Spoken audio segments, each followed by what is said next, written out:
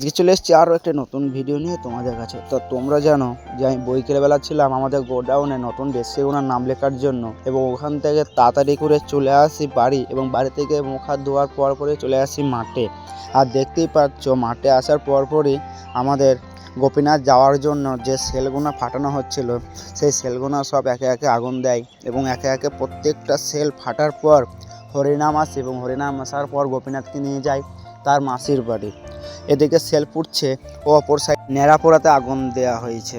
আর আমাদের অগ্রদ্বীপে আজকে ন্যাড়াপোড়া, কালকে দোল, এবং দোলটা আমাদের একটু আলাদা রকম হয়, কেননা আগামীকাল আমাদের এখানে রং খেলা হয় এবং পরের দিনকে দোল। আর যেহেতু আমাদের আর 12 দিন পর গোপীনাথ মেলা, এখান থেকে গোপীনাথকে স্নান করানোর পরই আগামী দিন থেকে আমাদের গোপীনাথ 12 দিন অশৌচ অবস্থায় থাকবে।